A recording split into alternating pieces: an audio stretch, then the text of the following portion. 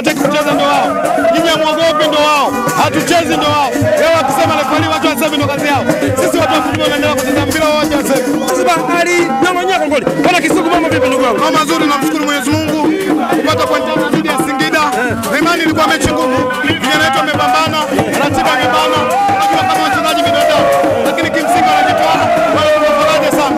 Sisi kama Simba kazi yetu ni kwa support ili kuhakikisha malengo ya Simba yanaweza kutimia. Leo hii mmepata ushindi, lakini tunaona bado baadhi ya mashabiki wa upande wa pili wanasema kwamba mwamuzi leo alikuwa upande wenu kwa mara nyingine tena. Kuna watu wameumbiwa kuja kusema. Watu waendelee kusema, Simba kwenda kusanya pointi tatu.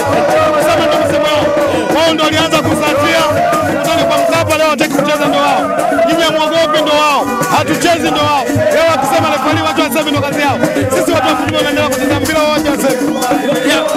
Kwa mantiki hiyo Simba mmeshasahau yote ya shirikisho na mmewekeza nguvu katika mashindano ya ndani. Yes, kwa sababu naamini kwamba mashindano ya shirikisho yameisha na tumechukua nafasi ya pili kwenye shirikisho barani Afrika katika timu 56, sisi tumetoka wa pili. Kwa hiyo ni jambo jema, ni jambo ambalo limetupa faraja. Tumesahau iliyopita, hasa hivi tunaongeza nguvu kwenye CRDB, tunaongeza nguvu kwenye NBC ili kuhakikisha malengo ya Simba yanaweza kutimia. Mchezo unaofuata dhidi ya Singida kwa mara nyingine tena katika uwanja kule Manyara. Unaiona timu yako kitinga katika hatua ya finali na mkienda kukutana na Dar es Salaam Young Africa.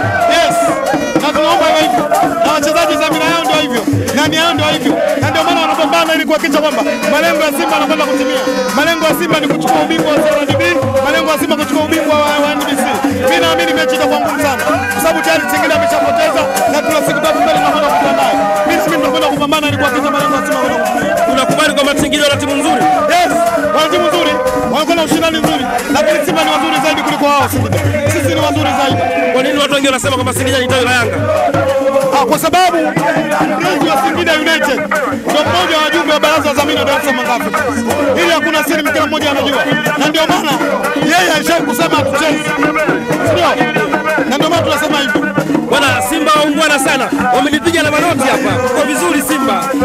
Simba hiyo inanibala sana. Simba hiyo inanibala sana. Wataleta timu. Mimi naona kama nashindwa kujibu hilo swali Kisugu. Unanipa mtihani ndugu yangu. Wataleta timu. Unanipa mtihani ndugu yangu. Ni waandishi kazi yenu, kaulizeni wataleta. Mimi naona kama wataleta. Waambie tuko tayari kwenda kucheza Kinesi. Kinesi tena? Yes. Kinesi tena? Tuko tayari kucheza Kinesi. Kama imeshindikana tuombe TRA tukapige. Uwanja wa TRA. Hivi baada ya kutolewa na Berkane ulikisikia kinachokiongea Alikamwe? Yes, nimekisikia na nimempongeza kwenda kubrand jezi la Berkane.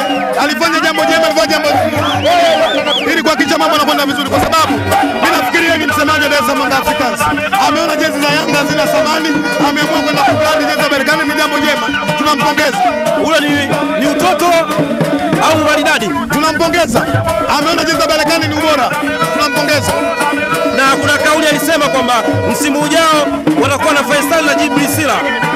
Watu waseme sisi tunapambania ubingwa wakati wa usajili bado.